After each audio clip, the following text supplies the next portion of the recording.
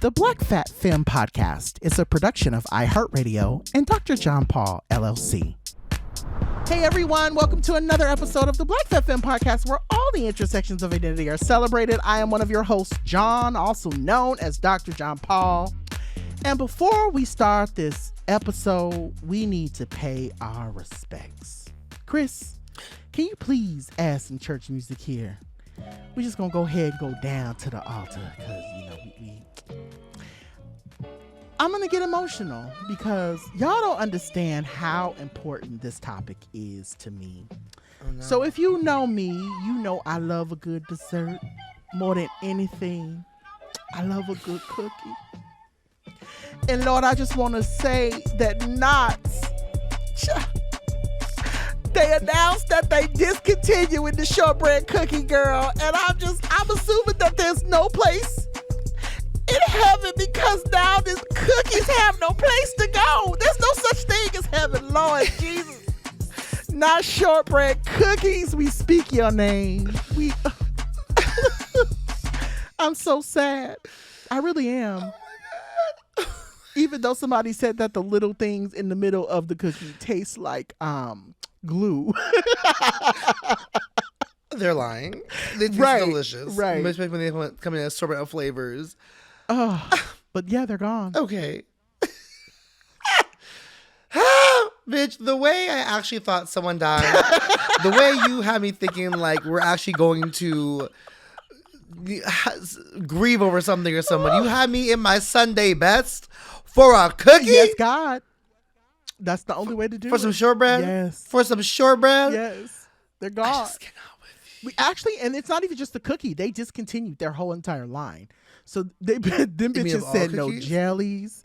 They said no cookies, nothing. Wait, no jellies as in like... The Knott's jelly is discontinued. Yeah, girl. Like, I can't get my little grape jelly from them? Nope. Wait, hold up. Well, you can. Actually, the thing is, though, you have to do it now. Because if you don't, then it'll be gone. I think they discontinue. So basically at this point, wherever you can get it, you can get it. But if you got it, you got it. And that's it. That's it. Okay. Wow. That is a Gagarella. Yeah. Gagatron. Gagagonza. Mm-hmm. Wow. Okay. I do need a moment myself then because I love it. I mean, obviously I don't love big brands and highly processed shit, but I also do love Knott's shit. Like, I love that highly processed shit. So, Amen. Wow, okay. I was sipping out for the homies right there. Whoo, fam. It's your boy Jordan, a.k.a. Grieving Girl Joho. Whew, wow. Today I'm counting my blessings, though, because recently I was face-to-face with the Rona again. Like, and I mean face-to-face as in... Like someone you knew had it and didn't tell you? Like someone I knew had it, and then they told me like when they tested positive. When I saw them, they were negative, but the next day they tested positive. But this person, this bitch is always a bitch who always has whenever I see them, and I'm like, girl, I can't trust you no more. Because every time I cannot trust you no more. Sick. Every time I see you get sick, but like. You just gotta hang out with them with the shield. That's what that is. I'm saying, well, the issue is that Chris bleep this like, and so whenever I see this Negro, like, I stay with them. So like, every time I visit and stay with them, every time I come back, they're like, oh, I have COVID. I'm like, first of all, bitch, you gotta stop. You gotta stop doing it. Like, well, I don't know what's happening here, but also we did all the same things. Like, what's happening? What's happening? Like, is my body resistant now? Because if it is, I pray it is. But did you get all of the shots? Oh, you know it. Okay. Oh, you know it. Even the most recent one? You know. Oh, you know I did. Okay. I got that shit in October, okay? And I had to pay for it, too, so I definitely know I got that shit. Because I paid for it out of pocket myself, and I was like, that is some bullshit. Yeah. I mean, that said, if by the time this episode comes out, and I'm still good, like, God is great, y'all. If by this episode comes out, I am not good, I will know that I got. But until then, for now, it's been 4 days since I've seen them, and I've been feeling good so far. It said that we've done all the same things together, so I'm like, okay, if they've gotten it from wherever we did, but most likely I most likely am probably good if I haven't had anything yet. So knock on wood though, pray for me, y'all pray for me, because that is just not funny thing. Lord So Jesus, I was like related but not related. It's actually not related at all. I'm looking at your nails. For people who are watching this, I'm looking at your nails. We have the same nail color again. Our nail color is close to the same color. Is it yours like a brownish? I was like a brownish yes, beige? yes. So these two are just colored because this one had broke, and so I had to get this. I was so sad, John. Just real quick, because these nails, these are my real nails. My nails are actually this long, and I was playing pickleball, the dangerous white sport of pickleball, and this one cracked. That game is. What is pickleball? This one cracked. Pickleball, it's like if tennis and ping pong had a child. Like the ball is a wiffle ball. You use paddles, but so it's like ping pong in the sense of like a paddle. And then the court is like half a tennis court and similar style, but a little bit different. And you just hit the ball back and forth, but you have certain points. Okay. You have certain rules and stuff. And the waffle ball, apparently, if you hit hard enough and smash your nail, bitch, you'll crack. So this nail cracked. This nail and my thumbnail both cracked. So which hurt like a I believe it. The folks who have said, I have not had a broken nail yet like that before. So people who are like, oh, it hurts when nail breaks. I'm like, y'all are playing in my face. It really does. No, they're actually right. It hurts like because the way it also hit on the skin part, so that whole nail was bent, broke off, but was attached to the skin. And I was like, oh my god, it was bloody. It was so nasty. I'll just say, I was in the Bay last week and I had to go to I went to a nail place and Miss Girl but bless her soul, she saved my thumbnail. It was cracked, but she saved it, so it's still my nail. And then she put on a tip for this. But then she also made them hella pointy, and I was like, "Oh, girl, give me my little stiletto nail, so I can shank bitches with it." Now her slashing tires and popping balloons and shit, which I love. Yeah, mine are not super stiletto yet, but they're getting there. They're the more the lady does them, the more, because mine are some of, I would say half of them are real. Like my nails under the nail are long. It's just my nails are a little more fragile, but they're starting to become more long enough to be able to do stiletto and yada yada yada. But anyway, I just wanted to throw that out, that our nails, per usual, are close to the same. Always in synchronicity. That's what it is. It's the sister power. We've been doing this for almost 2 years, and so our mind be in the same place all the time. Sister, I know that's right. Well, with that being said, we're gonna start off Black Fat Femme tradition by giving Miss Tisha Campbell her flowers, as we always do every week in our Still Here section. And I wanted to ask you a question that has absolutely nothing to do with anything of anything. Obviously we know that this week our God, Beyonce, announced that she is giving us Act 2. And baby, when I tell you that I literally on Monday was digging in my closet to make sure I still had my cowboy boots, and that I went on to Amazon and reordered my hat, I am so damn ready for the yeehaw agenda. My God, today. First of all, okay, so I have to say, now I get the context clue she was giving us since the Renaissance tour, right? Mm-hmm. She was telling us to come in our cowboy attire when she got on Renee and had a little hat on. I was like, oh, I see now. She said from jump, we going to do country next, get ready for it. Yes. Also, can we talk about that commercial she did? I know Verizon said, we're giving you our entire annual budget. Please don't fuck this up for us, because we will go broke. We'll go broke. Yeah. And it worked. It was so cute. Low key, Beyonce deserves an Emmy for this. I was like, she's giving us prime time acting. Okay. Yeah. I was like, she's giving us more words than she has said ever publicly in 1 minute and 30 seconds. Also, when she said drop the new music, I was like, wait, new music? What new music?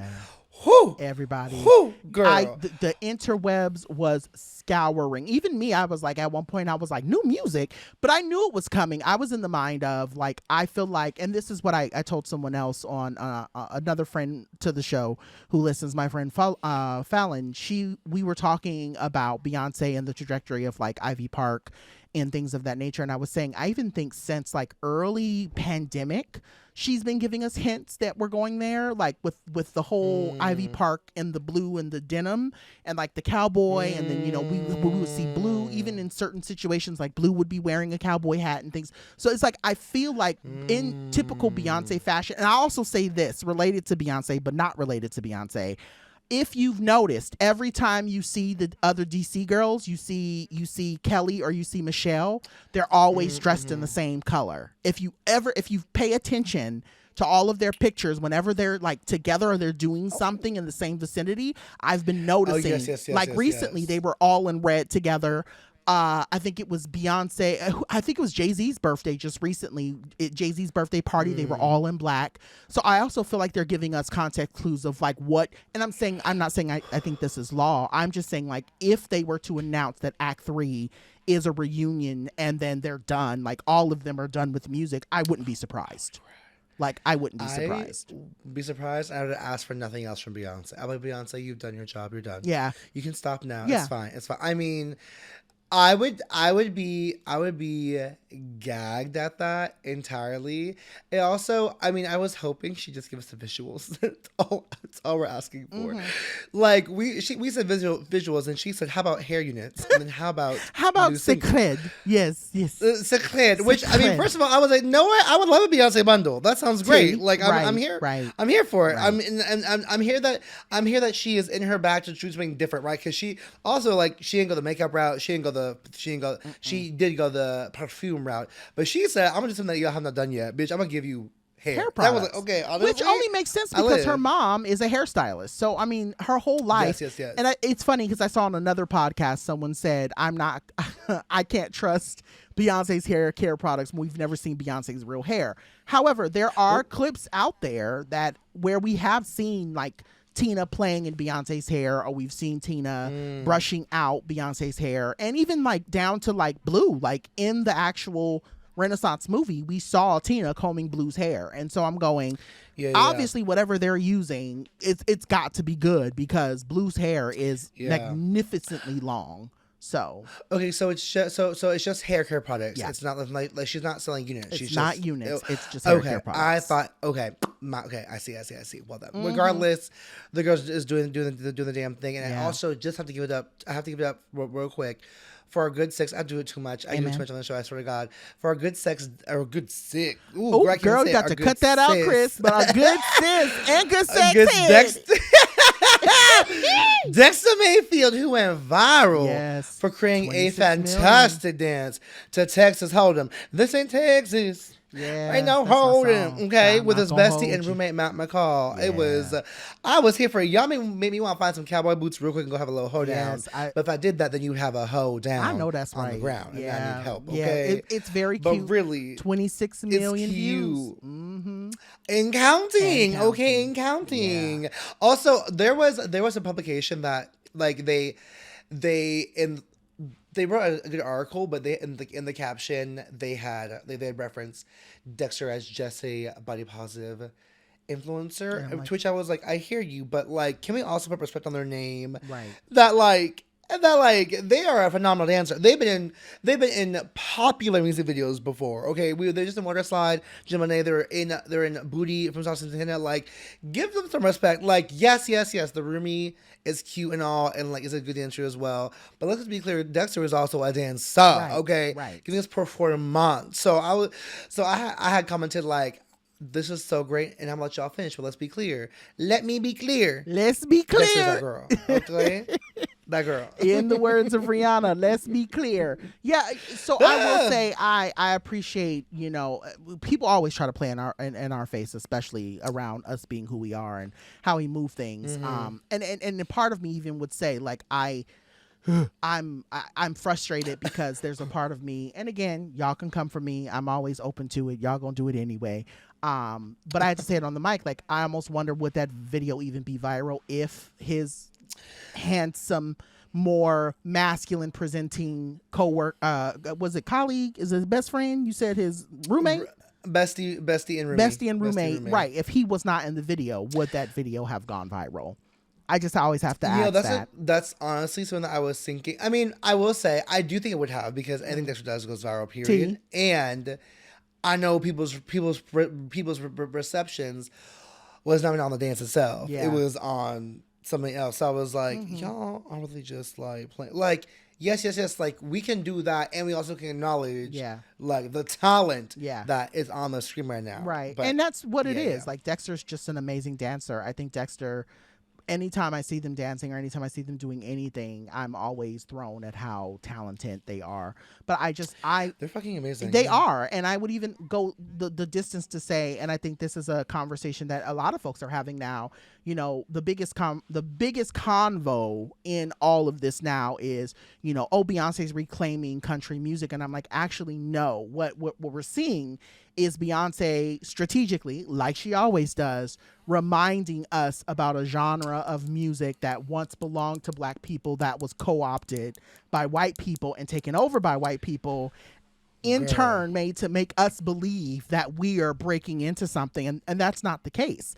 You know, same thing with, you know, Renaissance and dance music. Renaissance, you know, people, Beyonce's doing dance music, that's so cool. And I'm going, no, Beyonce is reminding us that dance music started in a basement with 2 Black queer DJs because they were pushed there. Like, they didn't get it. They didn't have a choice to be in that basement. They were told they had to be there. And so that's where electronica, and that's where, you know, acid, you know, what a lot of people refer to as acid dance, and all of that's where that was born.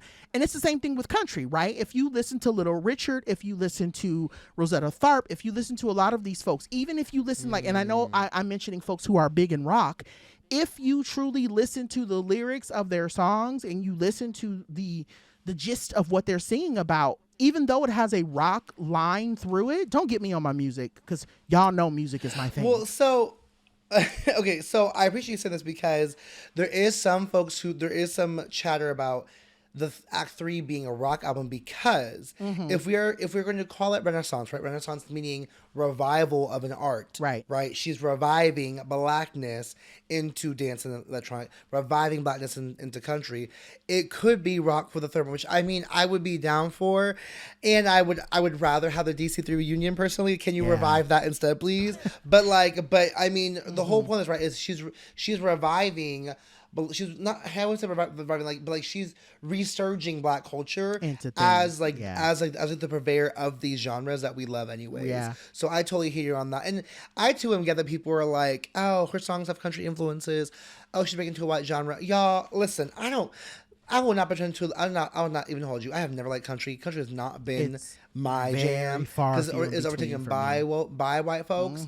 But I at least knew better than to think that it was a white genre of music. Right. Like, I have always known. That country was built by Black folks. And it always starts with us. Like everything. Country. And I tweeted this week, and I say it again. Everything starts with Black people, regardless if you want to acknowledge it or not. Salsa started with us. Rock started with us. Country started with us. Dance started with us. R&B continues to be us. Like, it's just an easy way to literally, I mean, to push us aside, to say, oh, this genre belongs to white people and Beyonce's trying to break in. No, Beyonce is doing exactly what the whole concept of Renaissance is reclaiming a genre that really initially belonged to Black people, and I love to see She's every like, get the minute fuck of it. Up out my house. Right. Get the fuck up out my house is definitely a word. And with that being said, we might end up having to get about this house if we don't go to a commercial. So with that being said, while I'm over here shining my spurs and doing a little 1-2 step, we gonna go ahead and we gonna get into our category and segment and talk about something that has been on our minds since the auntie conversation. We'll be back in a second.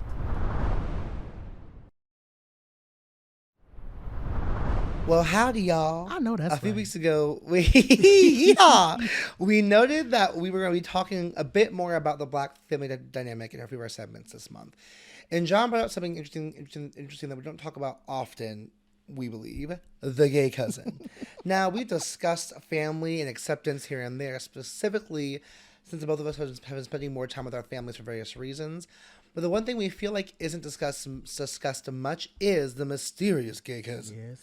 And after talking with a few friends about it, I realized how true it is that we do not discuss them enough or give them their flowers. Right. So let's get into it right now. Right. I am screaming because I make jokes about being the gay cousin all the time. Even funny enough, my cousin David, who is, I don't know if they listen to the show, but I know David knows that I work in the industry, and I know that David knows that we have had conversations both in person and on Instagram about rekindling. We went out to dinner up about a year ago. We went out to dinner. We were having this conversation was about how oftentimes the gay cousin is the black sheep or is ousted out of the family because the family doesn't really know how to deal with it. And so there was a part of me that was like, is the gay cousin really a thing?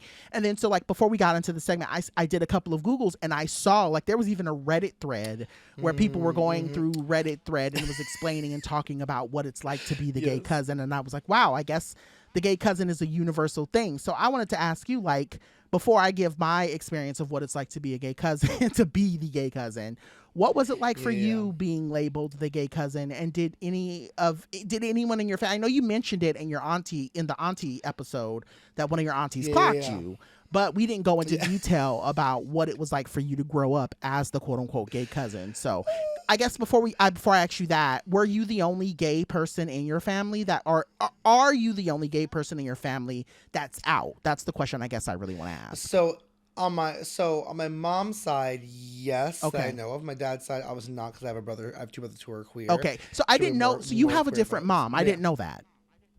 I thought all of. Oh, my siblings? Not? Yeah. Oh, no, we all have. We all got different moms. Okay. Only the first two have the same mom. The other five have different moms. Yes. So we multiracial. Wait. Okay, you're blowing my mind here. My papa Why? was a Rolling Stone. Pause. Wherever he led it. Yeah. You said you have two older brothers, so I know one. So the sister that I know is your dad's daughter, just your dad's daughter. Yes, we are all our dad's kids. The first two brothers in the lineup have the same mom, but the other five brothers, including myself, have different moms. Wow. Okay. Did not know that. Okay. Go on. Sorry. Yes, my dad was a hoe.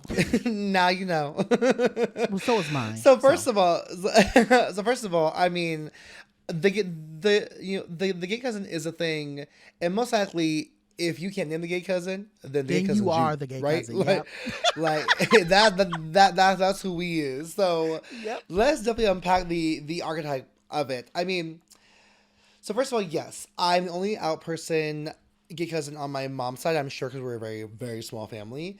And on my dad's side, I mean, there's my brother and I, and then I'm sure there's somebody else. I mean, we had a uncle who passed away when I was really young. Mm-hmm. And, you know, so I guess before I share more, I definitely want to get into the structures of it. Like, because we talked about the aunties and uncles, right, before, but the family hierarchy, aunties and uncles are in the position of power and respect, right? Like, everyone respects the aunties and uncles because they see them as the same level as your parents. But the cousins, right. The cousins, however, are the kids to those above them and just peers to each other. So when I think the archetype of the gay cousin usually falls on the younger people or person in the family, right? Mm-hmm. Like, usually on someone who is, like, in the newer generation, who is just seen as different than everybody else. And we know as generations grow, that more queer folks come out. So, like, I do have like a looming question in my head of, like, what's the power of the gay cousin today, right? Like, before, I think, like, when I was a kid, and I think when you were a kid, right, like, you and I were the gay cousins, or, you know, even with my brother, like, we are the gay cousins of a very big family, so very few people, right? Yeah. But I'm like, is it plural? Like, are there multiple gay cousins in the family now? Right. Are they more powerful? Like, you know, and also, what's our concept of gender presentation and identity in there too? Like, if someone is under the trans umbrella, are they automatically labeled as the gay cousin as well? To, like, ask some questions. And I'd be curious your thoughts on that too, like being non-binary and queer in that way. But I would say my experience so far really is. You know, on my dad's side, I really could not tell you so much about it because I don't rock with the family like that, and I feel like I haven't. And I mean, I'm definitely out, but I don't see them so often to name that. Right. Versus if I'm with my immediate family, like my siblings and my nieces, like we all just know it's like nothing different. And I will say even this past weekend, I was at a funeral with my sister for someone really close to her, I passed away, and so I was with like her side of the family, and it was all dope. Like it was all like everyone's really dope. Everyone's really cool. I also I don't know or think if there were another gay cousin there. All I know is that like I'm sure we'd be seen as probably the gay cousins, except one relative who transitioned. But you know, it was dope. But I also was like, oh, but no one's, that's like not a thing here. So yeah, so it was an interesting experience in my dad's family. My mom's side of the family. I am curious of what conversations will look like with my cousin's kids who are really young. Like they're like, I think 12, no, one's 13 and one is 10. And so they're at the age now where they could be thinking about it, but they also live in Florida where they are talking about sexuality others. So honestly, I could go and they'd be like, what's a gay? You know, right, and I'm curious, like, and I'm curious what my cousins teach them. I'm curious if my cousin is like, you know, your cousin Jordan is gay, which means he like wants to date and be with another man, right? Will they say that, or will they say nothing? Or if I say I'm gay, will they be like, don't say this to my kids? Which I probably would be like, I'm gay as hell, bitch. Right. Anyway, so yeah, you bring up a lot of good points about. So, and I recognize that this is a generational conversation because, yes, like us coming up as the gay cousin in 2002, 2003-ish is probably, or even 2004 is not the same conversation of what it might mean to be the gay cousin in 2024. But I will say that I think that there is an archetype that follows all of us, regardless of if you were gay then or if you're gay now. I think that there's still a level of the generation above us, meaning like even I would say Gen X is probably a little bit more, because again, we're both millennials, right? So maybe Gen X is a little bit more accepting, but it's definitely the boomers, right, that are still alive, that are still struggling with the idea of what it means to be queer. And so, you know, one of the notes I had made was I think it's so imperative to have the reason why we brought this up, right, as we're talking about for Black History Month and wanting to kind of keep this conversation going around the Black family dynamic.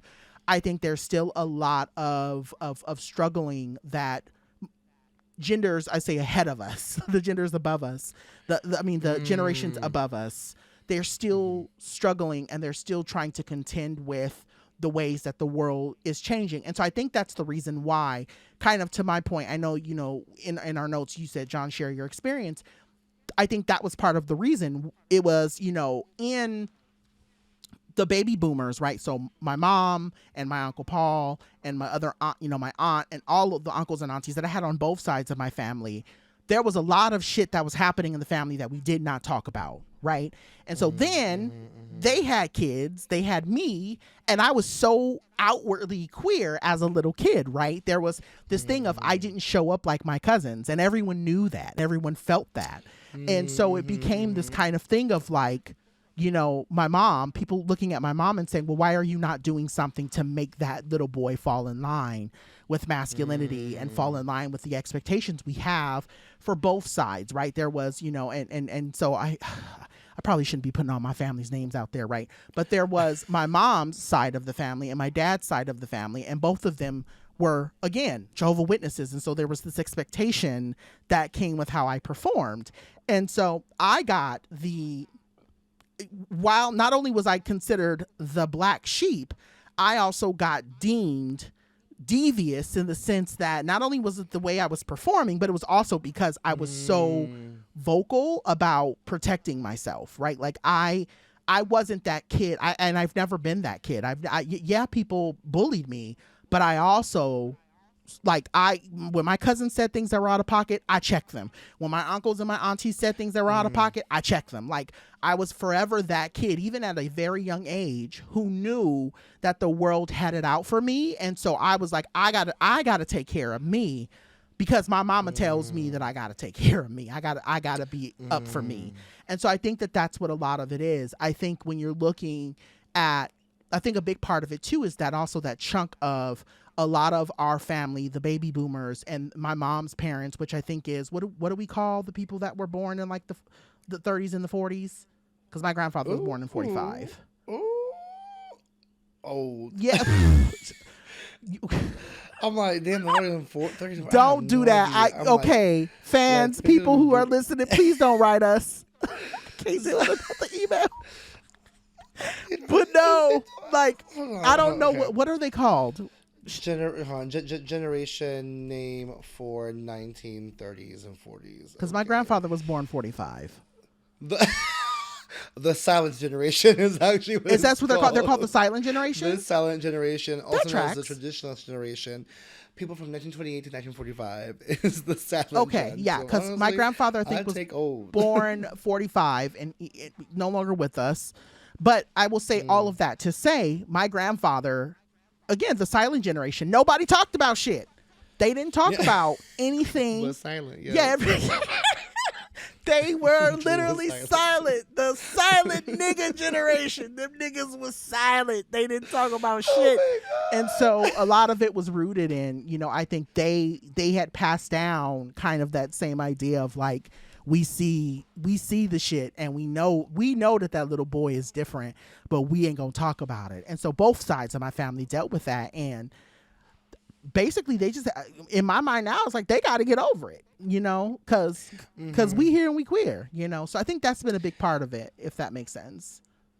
I want to hone in on what you said earlier about being the black sheep and deviant, because I really hate the idea of being made to be the black sheep or the deviant, which really is just like another, like, in the day, these definitions really just mean they're another way of saying that we're too different from other family members, or that we like stray from the beaten path. And so I get frustrated with the idea of being made to be that, but also like it's true, like I am different from anybody else because of who I am. I'm the only person on my mom's side of the family who was mixed and who was queer. Like everybody else is pretty homogenous or mixed in the way that I am as a person of color. Like I could not believe it's my little cousins identify as POCs. I would be like, that's interesting. Being able to think like who am I to say that for them? But I'll have to say, like, I'm the only person at present as an adult who has a BIPOC experience and a black experience. And so like I am different. I quite literally am the black sheep of the family in that way, But like I'm thankful that I'm thankful that I'm original, right?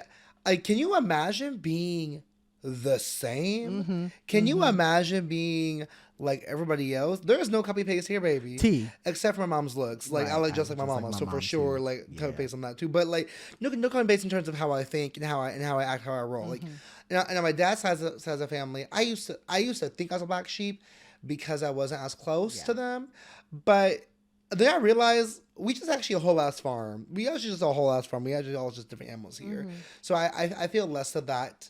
I feel you on that feeling of feeling like I'm a black sheep or deviant or being made to feel like I am, because I was made to feel like that, I think, a little bit my mom's in the family, and I don't feel like that anymore because when I just don't care. Like I don't care. Also, like I was raised by the self-proclaimed black sheep of the family herself, so like a black sheep born a black sheep. So that's bad to that. I'm good. I'm Gucci on that. But then with my dad's in the family, I realized like, oh, we actually are all just black sheeps and two ships past the night trying to survive in these streets, But but I think a big part of it also too is, when our families are so used to looking a certain way, and then you come along, and I think that's the part of being the quote unquote gay cousin. For me it was, I was the one that was naming all of the stuff that was wrong in the family outwardly. Like, so you have the folks who talk about it, right, behind closed doors. You have the family that when they're at dinner they gossip and they talk here and there, but I was the one, regardless of where we were, was bringing up stuff, and I think that was part of it too, how, especially around with my father. And it's been so interesting because I recently went, many of you probably know, I went to Sundance and I watched a documentary there called Daughters, and that documentary raised a lot of things for me. A lot of stuff I'm having to process out through with my therapist about my relationship with my own birth father. And I think a big part of a lot of the reason why I had so much, I only bring that film up to mention that there was a character or person in that film who reminded me a lot of myself, in the sense of was very vocal about the intergenerational trauma that they were experiencing, and they were speaking truth to power around it in the family, and the family was responding to it a certain way. And I said, wow, that person is so much like me at the age of 12 and 13, while I didn't have the words to explain a lot of the I don't even want to call it cognitive dissonance. There was just a lot of pain on both sides of my family. And I was seeing that pain, and I was naming that pain. And a lot of people just ruled me out as being not only talkative, I got branded as talkative, but I also got branded as somebody who had a big mouth. And I think that it was a way for folks to kind of I'm trying to be, if you've noticed, I'm trying to be very intentional with my words. Don't want to say something and then people believe that I'm talking shit about my family, because that's not the case. I just think that there were a lot of things that my family didn't know how to deal with. And then I came along, and because I was effeminate, and because I was so sure of myself, and because I saw the issues that were happening and I was naming them, my family didn't know what to do with it.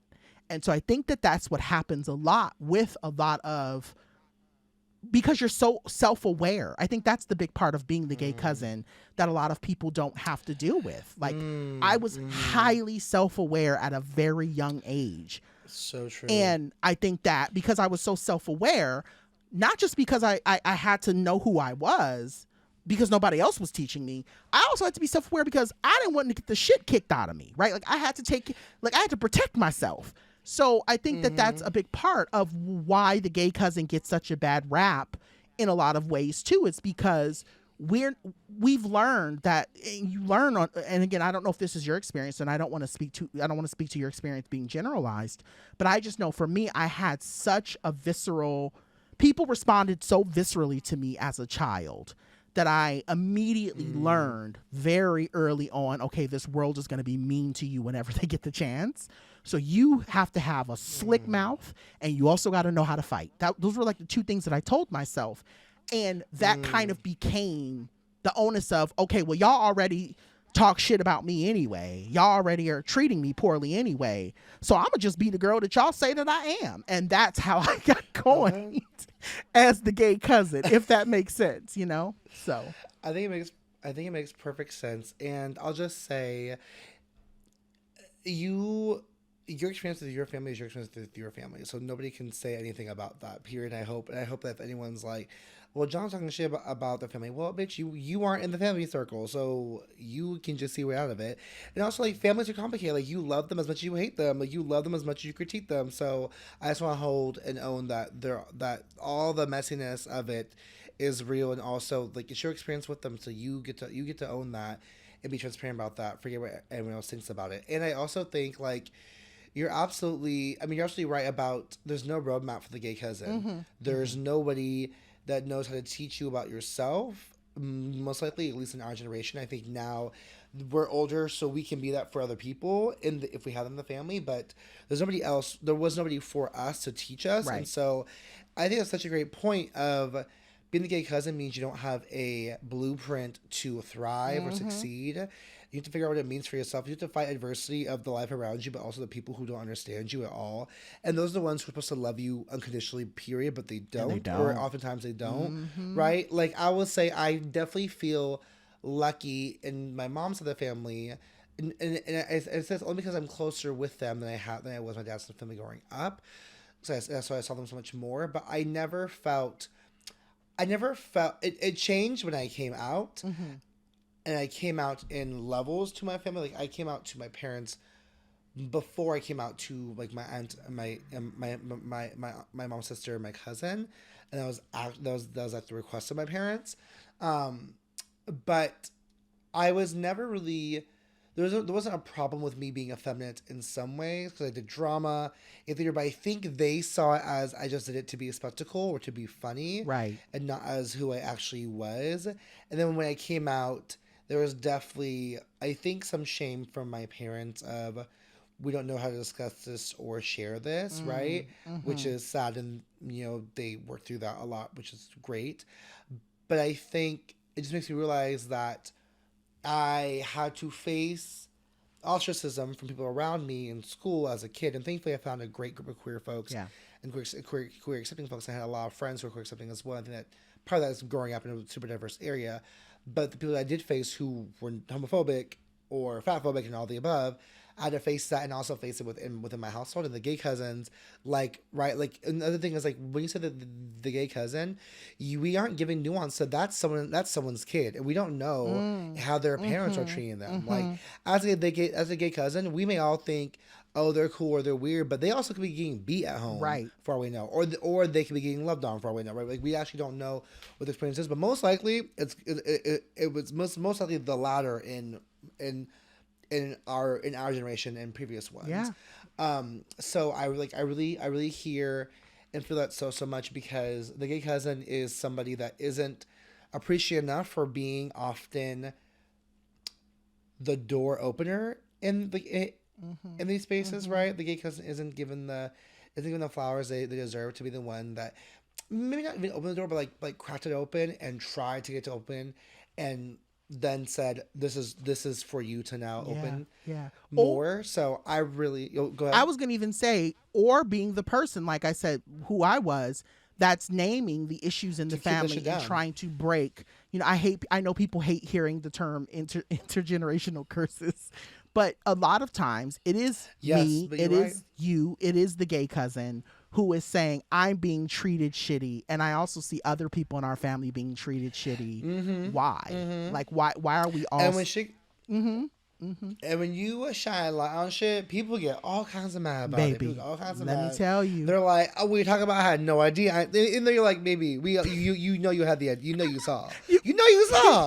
Like, you had your own flashlight, bitch. Don't try to play dumb now. Hello? Like, you saw. Baby, you just mad because everyone else sees it. You got a whole Black & Decker flashlight. And it's the whole room is just the high beams is on, baby. But don't act like you didn't see. Don't act like you didn't see in the low beams. Okay, the high beams is on now. So I feel, and also, can we just hold space for the families who got gay cousins with partners, with the partners introduced as a cousin's friend or roommate. Yeah, like, I just think about that a lot too. Like, I'm not that person because I don't have a partner yet. But if I have a partner, I for sure will be like, this is not my roommate or my friend. This is my man. But I have seen families where they're like, oh, that's so and so's friend, and I'm like, no. If I'm committing some nasty acts with that person, we are more than friends with man. Right. Okay. Yeah. If we in bed together and we do some things that we cannot name in church, that is my partner. Yeah. Okay. That's how my family found out about my partner, though. I think I've told this story before, but actually at my master's, and I think that's where things started to get real rocky with my family for me. We had already been on the rocks, but this is when things started to... Is there a word for boulders? Yes, we were rocky before, but bitch, we was on the boulders after. But at my master's level graduation, my uncle came and my partner was sitting next to me. And when I introduced him as my partner. And I think my uncle knew I was queer, but I don't think that he knew that I had a partner. And I think seeing Jonathan, it confirmed everything my uncle, because my uncle partly raised me too. This is my mom's brother. And so he was always... it's so hard because I'm actually writing, I'm writing a book right now, and there are parts of my chapters where I have to write about my relationship with my uncle. Me and my uncle have a very, very interesting relationship. So all that to say, I think his frustration and his fears were confirmed when he met Jonathan. And then my dad crashed my doctoral graduation. My dad was not invited, and he just came. And he met my partner there. And it was a really weird, interesting dynamic, because I also think that was that moment that my father had to confirm in his head that he had a son, quote unquote, that was queer and didn't want to acknowledge that. Right. So it's just weird. But yes, very much giving a lot of Black people. It is very much, we always have the uncle or the aunt and somebody being like, oh, that's their best friend. And it's like, no, they're not a friend, sis. They are more than friends, honey. Like friends. They live in a 1-bedroom, 1-bathroom. I'm saying, like, they're Come not. on. They're more. They're more than just bed buddies. Okay. Hello, like we're they're. butt buddies here. But Let's calm down. I know. Yes, if I could name this episode "Butt Buddies," I would.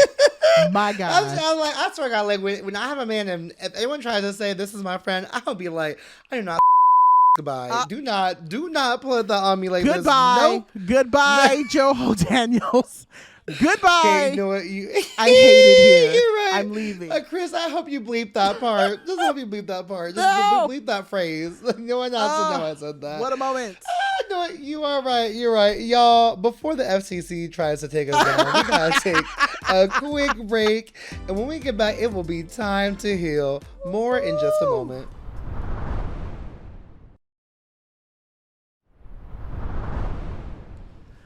Alrighty. I don't know any other terms outside of howdy to keep the whole the boot clicking going in the. The boot I don't know. Anyway, I don't know You got any me other term. yeehawing. Yeehaw. Yes. Well, howdy, partners. We're back. We're back. But all that to be said. So for this week, for How You Healing, we are going to get into a conversation. So we've had. I'll say this. I've actually had 2 people DM me, and then I've also had other folks in other spaces mention this to me. I know that last week we talked about seasonal affective disorder, and y'all know that we're real big on this show about making sure we have through lines and that we're not just kind of leaving people out there to hang. We talk a lot about our therapist or conversations that come up with our therapist. And some of the questions that we have gotten from listeners are, how in the hell did y'all find good therapists? How did you find therapists that understood you as Black people, understood you as queer people, understood you as fat people, as Black, queer, and fat people? And so when we were in our meeting, I had brought it up to Joho. I said, I think it's about time. We're going to be on episode 82.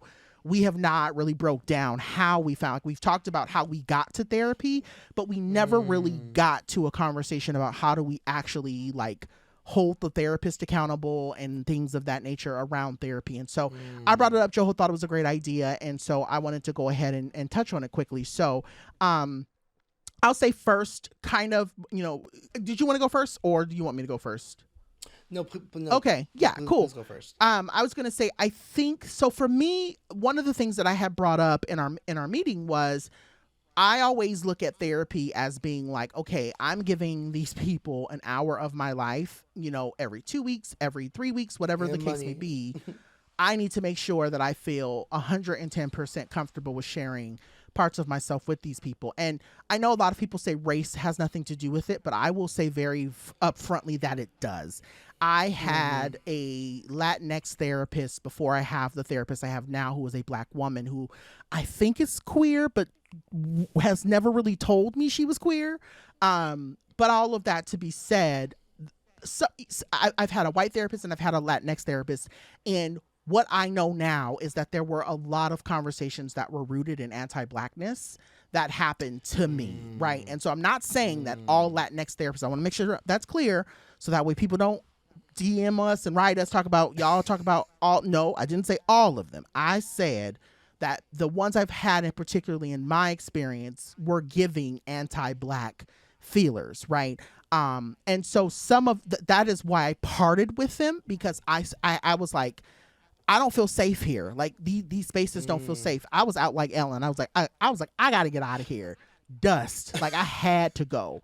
And so I switched therapists. But one of the things that I will say in my mind, I always tell BFFs, if they're looking for a therapist, ask these 2 questions in my mind. Ask these 2 questions. They will tell you a lot about your therapist and what type of service you're going to get from them.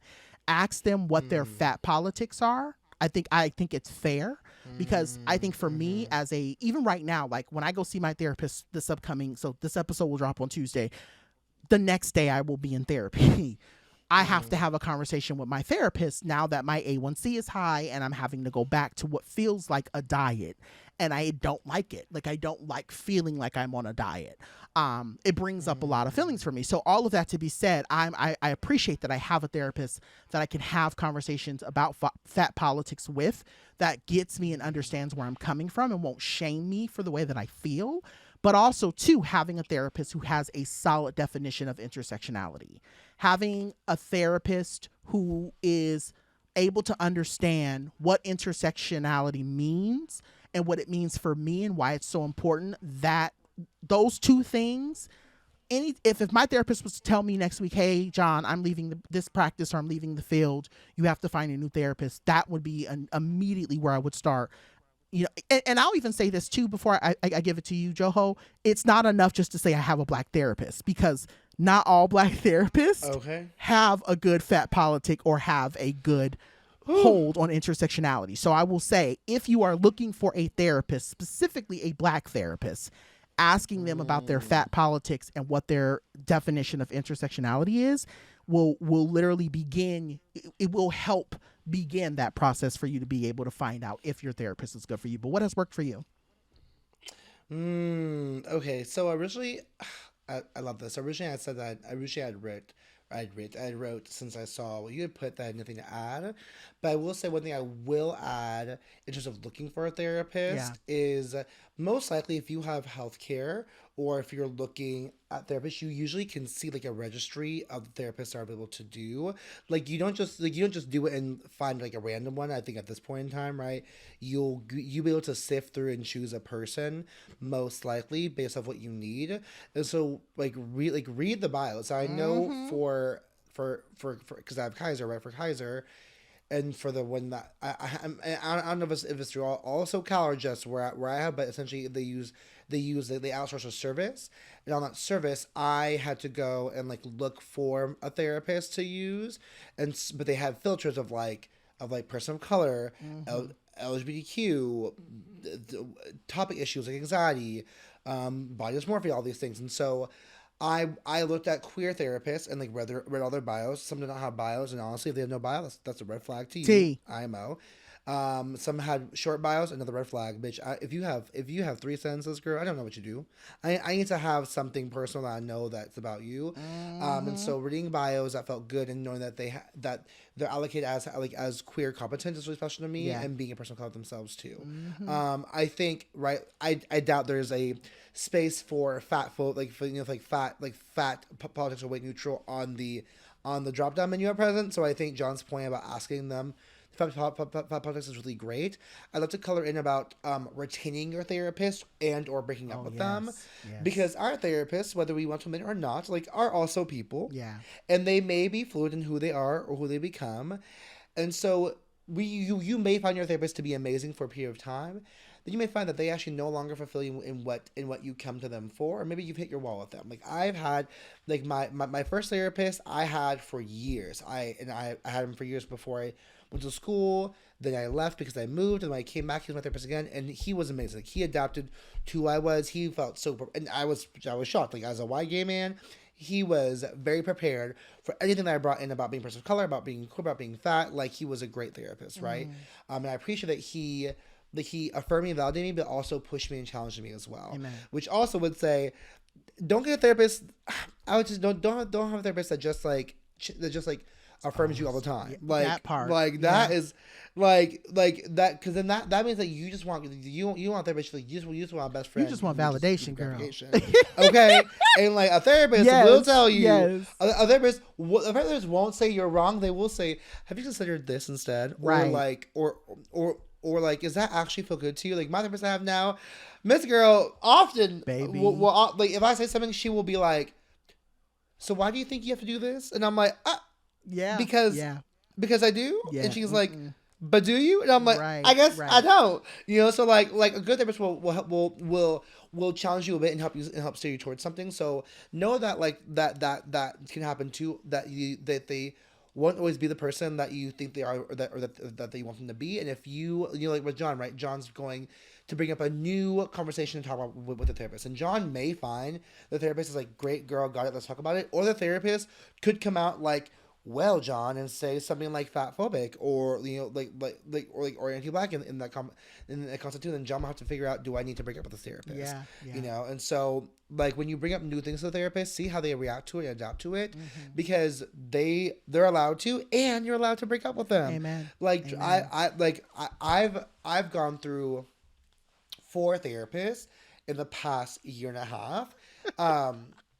And not it being like a Destiny's Child situation, girl. You got to vote the hoes off the island. They was. Woo! We can send you your luggage. Bitch, the way. Yes. Listen, the way. The first one I found, this is a lesson for myself. I knew from like our second session that they probably weren't the right one, but I didn't want to be the person to be like to break up with them in that way. Like I was like, oh, I feel so bad to do this, right? And at the end, then like after like a 4th session, they were doing something that I was like, I do not get what this is doing. I can't. Yeah. And so then we scheduled the next session, and then they went around and said like, I can't be a therapist anymore, which did me a solid, right? Part of me was like, bitch, really? I was out here trying to give you the benefit of the doubt, but you said no to me, whatever. But work and deserved, because I need to find somebody else. You're like, and work. However, and work, girl, go on, sis. Go okay. Off. Yeah. The second therapist was really, really great, but they affirmed me a lot, which was nice. But after a while, I was like they legit would be like, I don't know why you're in therapy, and I'd be like, because I need to be. Because yes, right. Because I'm self-aware, right. But like I'm here because I have a problem. Right. I have general life that I want to talk about with you, and so I was like, I appreciate your time. You're amazing. I think I'm gonna have to go find somebody else now who can like, give me to the next step. And then I had a 3rd therapist who was amazing, but then she had to leave to some family stuff. Yeah. Which reminds me, she said she'd come back, but she never came back. So I miss her every day. Mary, I miss you, girl. But the therapist I have now, like, fantastic, right? And she's somebody who affirms me, who validates me in some ways, and also when I'm going through something, she will ask questions and probe deeper and be like, are you sure you want to do this? And like, what's actually mean to you? And so there is no rule saying you must be with any therapist you find. Right, therapists, like all people, are just another relationship that you have to encounter and go through. And you can grow through it and say bye. Amen. You can leave it, or you can stick with it, right? That choice is up to you. Yeah. But I would say be mindful of those pieces when it comes to retaining one, and don't be afraid to terminate your relationship with one too, especially if they aren't serving you well. Yeah, you can find other ones, and if it's a matter of your healthcare provider, you can work with your provider and say, I need different options than this. Yeah, how do I get different options? I do it all the time. Or that is the one thing you will find with me. Network cost. Same thing with KP. I'm with Kaiser, and if that is one thing about me and Kaiser, I am going to tell them these services do not help me. I need to find somebody else. I'm actually in the mind right now that I know I need to find a new, another. I just feel like the what do they call them? The primary care doctor. That's what it is. My primary care doctor. PCPs. Yeah. I don't feel like she is doing for me what I don't feel like she truly hears me. And so I'm in the mind of like, even after I get off this recording, that is what I'm going to be doing. I'm going to call them and say, hey, I need to find a new primary care doctor who can truly help me feel my best when I see them. Because the one I currently have is very dismissive. But anyway, all that to be said, I think it's very important. I wanted to say this, and then we'll go ahead and skirt out into the 3rd segment. But I was going to say, if you feel worse than you did when you sat down with your therapist, find a new therapist. Like that is the thing that I had to learn very quickly. Anytime I sit down, and I've mentioned Lindsay before, if I sit down with Lindsay, I know by the end of the session, even if I'm challenged, even if I was crying, even if I was really upset, even if I still feel so much better when I'm done with Lindsay, right? Like I walk away like, damn, she did that. She did what she needed to do. She did her job, right? Okay. But if I'm more frustrated, or if I feel like nothing, and I've been in this situation before, so that's how I can speak on it. If I'm more frustrated leaving the conversation, that is your key indicator that something is off, and trust your gut with your therapist. You need to find somebody else. My hope is that in the coming weeks, we can find someone who not only understands, and I don't know if I know anybody. I have a whole bunch of friends who have degrees in different ways in different places, and I would love to bring someone on and could talk through kind of this notion of the importance of having, a therapist who looks, but also could break down kind of like, I know there's a lot of people, and it's funny because the Friend Zone brought this up this week. There are a lot of us who don't understand our benefits, and I would love to be able to bring someone on the show who could talk to us about like, how does benefits work with a therapist, so that way we know, if you don't have coverage, what's the best way to get to get a therapist. I love this idea. Yeah, if you have coverage, you don't understand your coverage, how do you find a therapist in network? I don't know, like all of these things. And so I think that's one of the things I'm going to put on our docket for us to have in the coming weeks, is a conversation on like navigating both primary care and all of that, since I just got a physical, girl, and your girl's doing all right. She just got to get an A1C down. But other than that, she doing all right, and I know that's right. Okay, shake it titties. Yeah, shake it titties. Yeah. All right, that's for the folks watching us on the YouTubes. All right, with that being said, we have one more break to take, but when we come back, we're going to come back with y'all's favorite segment. More in a sec.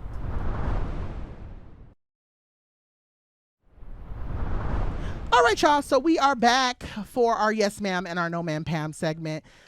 Joho, did you want to go first this time, or you want me to go? You go first, because you haven't gone first twice in a row. Okay. I was just trying to extend the invitation to make sure that it was balanced. Don't be nice. Okay. So I failed to mention at the top, I know we talked a lot about Beyonce, and we talked a lot about the whole country, blah, blah, blah, blah, blah.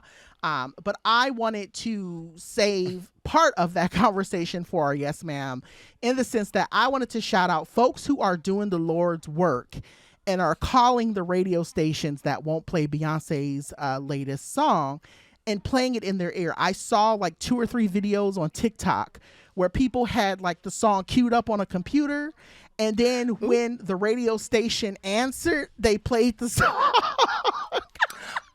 There's a hello 16. There it is. Yes. Yes. So it made me laugh, because I said, that's Beyonce's fans, if there's anybody in this world that I don't want to fuck with, I ain't fucking with no, I'm not fucking with the Beehive. What you won't do is play us. Yeah. Thank you. Because the Beehive is something else. They will get you together quick. But shout out to the Beehive. Shout out to all of the people that are supporting, or even to the people that are not supporting Beyonce, because she's going to get her things. Whether you want her to get them or not, Beyonce is going to be at the top of somebody's chart. Regardless, it's just, that's how it's gonna be. You just gonna have to deal. You and your white fragility, girl. You just gonna have to deal, because Beyonce ain't going nowhere anytime soon. All right, so this one, my No Man Pam, it might be a little long. I did want to say this, and I hope it doesn't open a floodgate of conversation. Last week I shared on the show, as well on social media, that I learned that my A1C is an A1 mess. What that means is that, and I knew it was coming for me, I just didn't know how long I had.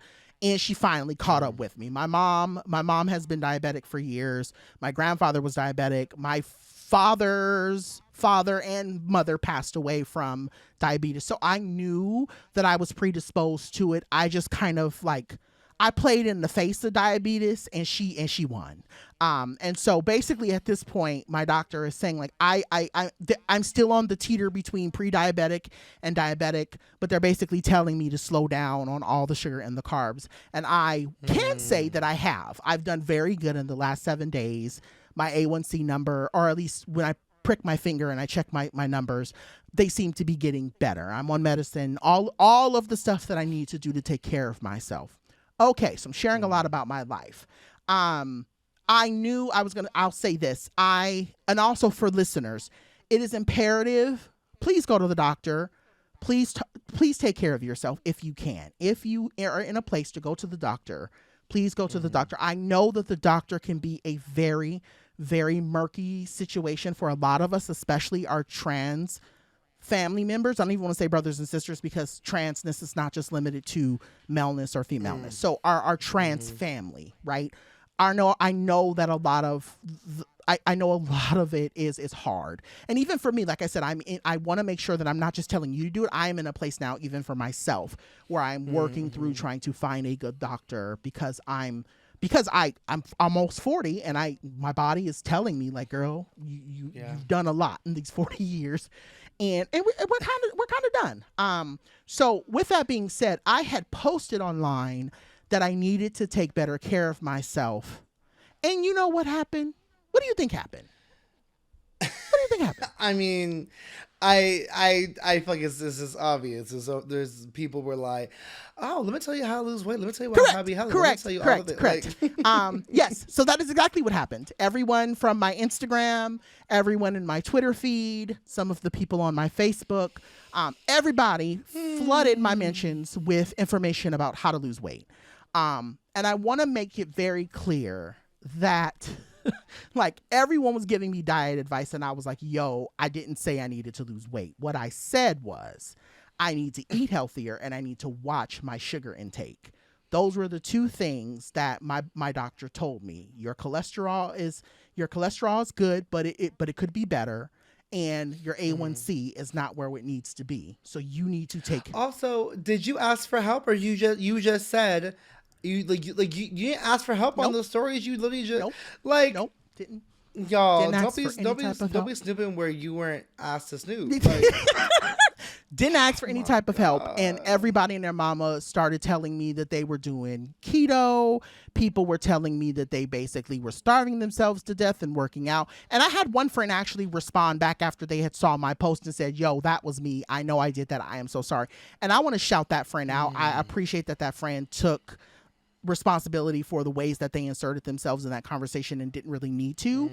But I guess the reason why it's my no man Pam is that it really irritates me, and it makes me very sad that we always feel like when people say we need to take care of ourselves, that we automatically start pushing the notion that someone instantly needs to or wants to lose weight. And I want to make it very clear, and I was going to actually tweet this and I didn't. I said, I want to make it clear on the mic that I struggle with the whole notion of weight loss even more now. I used to be that girl, and I'll say this transparently. I used to be that girl that thought being skinny and losing weight meant that you were healthy and that you were doing your best and that you look good and all that.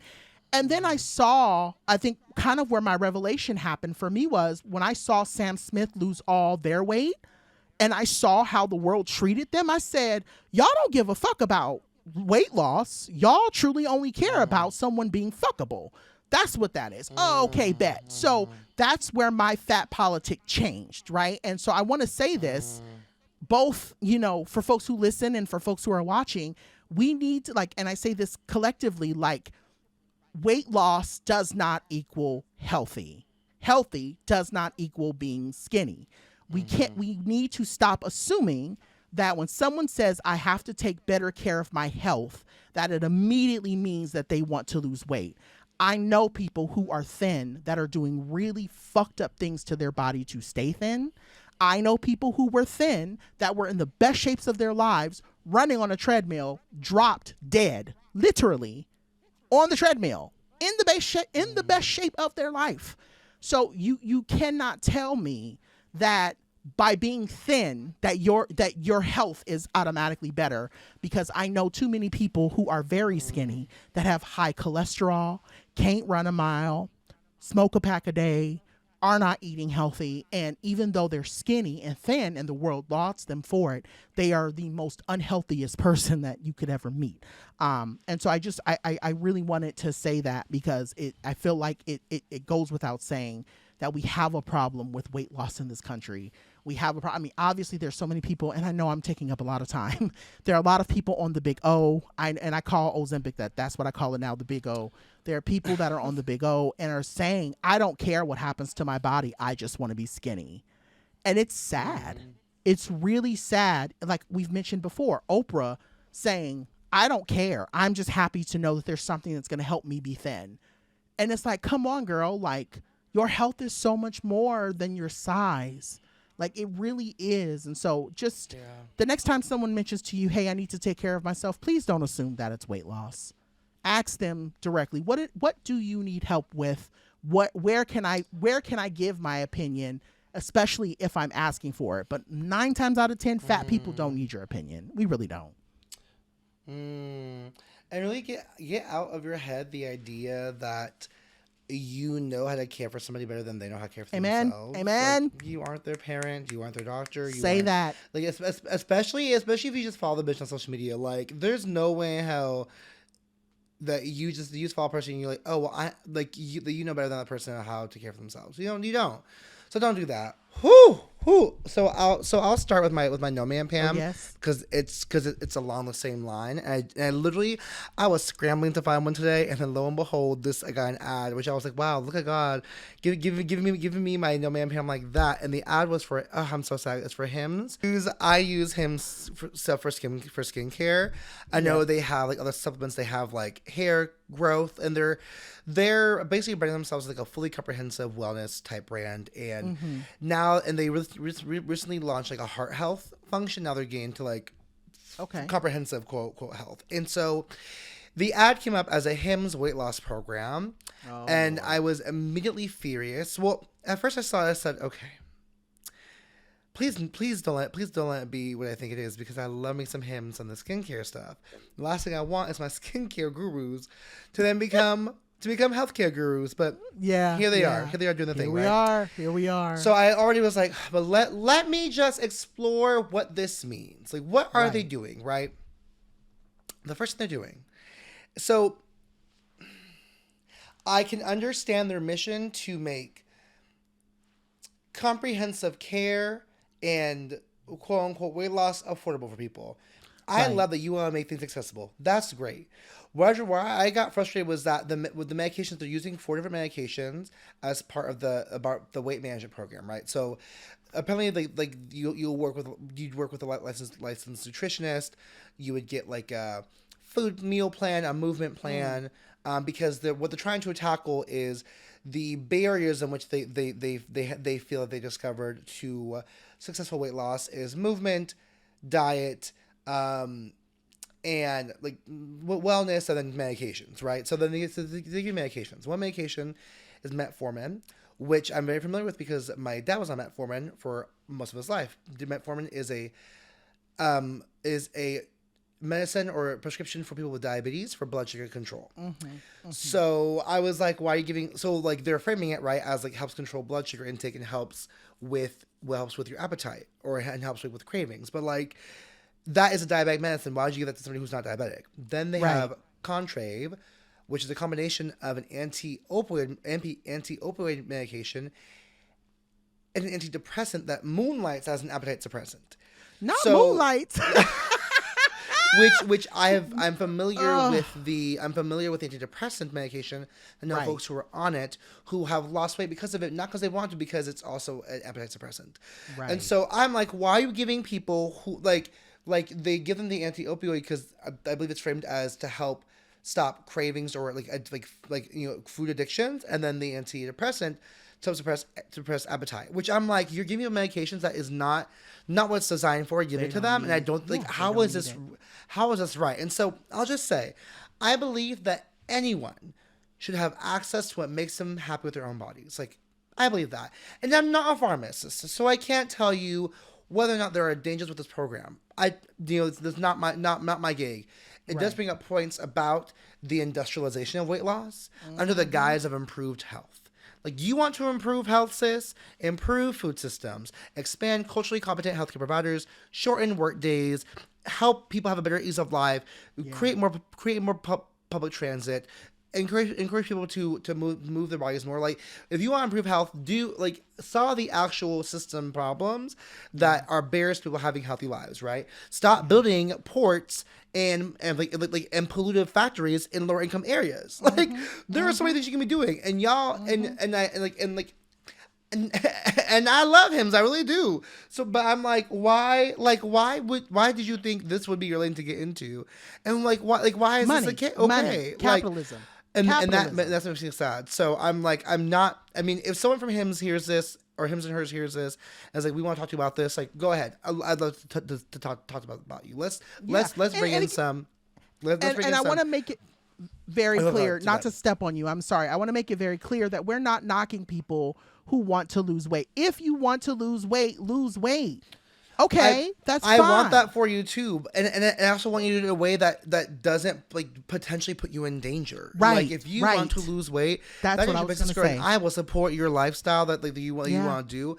I can't support like a brand that's target was never this to begin with. Right. That then launches this new vertical, a brand that could be harming you. And I'm not saying that they are. Like I don't know what the side effects are. The same way you have doctors come out about Ozempic, right? Saying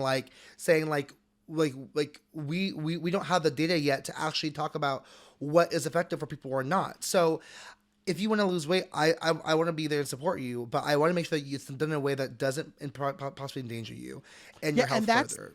That's the thing that I feel like I really want to underscore in this conversation, right? I want to underscore that we are body positive, and yes, we are a celebratory fat podcast. But I also want to celebrate that health is an important piece. And if you are doing dangerous things to your body to try to adhere to the standards of society, you are not celebrating health. That is the scary part for me. And that's what I keep saying. It's kind of the same thing I say about millionaires and billionaires. A lot of people who are millionaires and billionaires are probably doing some really fucked up shit to keep that money. It is my same belief with a lot of people who are thin.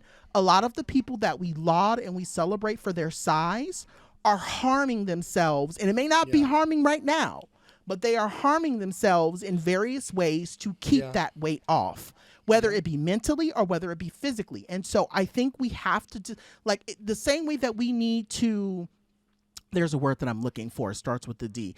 The way that we need to basically disassociate, I think is the word. The way we need to disassociate from the idea that being skinny is beautiful and being skinny is what's going to make our lives better. We need to destigmatize fatness. Yes, we need to destigmatize the idea. I'll say this and then I'll shut up. In one of the earlier episodes of the show, we had Kelsey on, and Kelsey had mentioned something on Instagram just recently that I loved. And they said that, it was never about their face card. They were never ugly. They were like, my face was always cute. It was my size that made everybody not attracted to me. And that's the truth. That is the truth. I know I'm good looking. I know look at the material. Check the material. Check the material. Yes.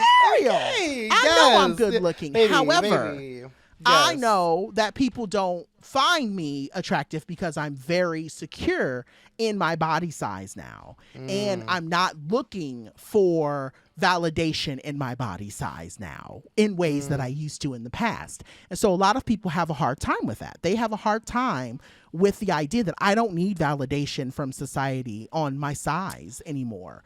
Because I'm not, and I just keep saying this, I'm not going to kill myself for you to find me attractive. Fuck that. Yep. I'm just not. So, so that's my point. But go off, sis. No, thank you. I mean, I feel exactly the same way, so thank you so much for that. My yes, ma'am, Pam, is to Bart, bitches.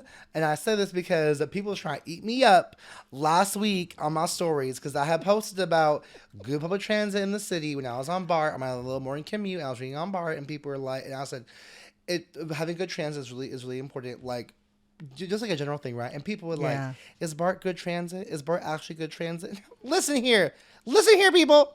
Okay, when you live in San Diego or Los Angeles, where public transit does not take you everywhere that you need to go, and it is not as accessible as it could be.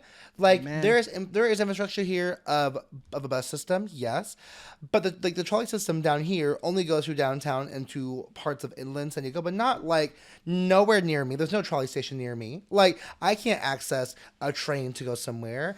I like there are buses, but that's not the transit that I take. But like I'm so sorry, but the Bay got a good ass system. Like BART goes throughout the entire Bay, They expanded it. You have great buses. The city has the immune system. Like, and BART stations are truly in many, many places. Like, there's so many places that you can access BART. So, like, I'm so sorry, y'all, but yes, ma'am, to fucking BART to me. Yeah. Y'all try to eat me up and try to gather me, but like, let me tell you right now, if y'all have better transit, good for you. I call that a privilege. It's a privilege, and it is a luxury if you don't have it all. So for someone who does not have it like that, it was great for me to read my little book on my morning commutes and my afternoon commutes, and feel great about it. And as someone who grew up with BART, I understand that BART also sometimes can be dangerous. BART sometimes doesn't always the easiest, safest thing to do, and also like has a lot of great moments as well too, and a lot of good things going for it. And recently, the BART trains look nice. Like, I don't know what happened when they did the little update, but now the maps are all digital. The seats was some type of leather material and not just like some nasty ass cloth. I was like, oh, this is nice. Oh, okay. This is a swaggy ass little BART train. Go off. So yes, ma'am. Thank you. It's giving gentrification. It's giving up. It was giving overdue upgrades, baby. Don't do overdue upgrades, okay? Not overdue upgrades. I'm screaming. Oh my God, my Lord Jesus today. Well, with that being said, we love y'all and we thank y'all for listening. Please send us your thoughts, your feedback, and your emails to BlackFatFemmePod@gmail.com. You can also send us your thoughts via social media by interacting with our post on Instagram and Twitter by using the handle BlackFatFemmePod. Queen Joho, where can the dolls find you? Per usual, my loves. You can find me at Joho Daniels across all socials, at my website at JordanDaniels.com, or gearing up for the revived X-Men series on Disney Plus, which I'm so excited for. X-Men 97, which will be a continuation of X-Men the Animated Series, which was my fucking show when I was a kid. And I live for the conservatives who are mad about this show being here, as the X-Men, if the X-Men had never been about civil rights in the first place. I saw a tweet that recently, it was a Threads, and someone recently was like, what did they say? They're like, people are going to have to face really soon that the Avengers are actually the cops and the X-Men are actually the real heroes. And I was like, oh wow, I never thought about that. But I was like, gag. I looked, he was like, oh, honestly, you're not wrong. You're not wrong. And the X-Men have always been, they have been my favorite comic. They have been my favorite team. Like, I have always loved them. And I always love because it is like so many of their storylines and themes are like what's the word? They pull from like actual social issues. Like, you can't tell me that like mutant lives is not just Black Lives Matter. Like, that really has always been for me. Yeah. You're not wrong. It's funny because years ago I knew someone who was in a doctoral program, and I asked them what their dissertation was on. It was I remember it being a media PhD. Yes. And they did a whole dissertation about how X-Men was obviously about the civil rights, but specifically about how and why Professor X was Martin Luther King, and how the other one, what's his name? Magneto. Magneto was Malcolm X? How Magneto was Malcolm X. And there was this they were writing a whole thing about it, which I thought was very interesting. It was, I think, their whole dissertation, and I'm not sure where it went, or if they ever finished it. But they were talking about how if we look at a lot of different characters and comics and different things, how they're inspired by civil rights leaders and things. And so I thought that was so interesting. And yeah, I'm here for it. I too grew up. So when I saw the promo for it, I thought it was just they were bringing... I thought all the old. So it is, and they brought it back 2 years ago. But I was like, wait, is this? I was like, oh no, I see now. Yeah.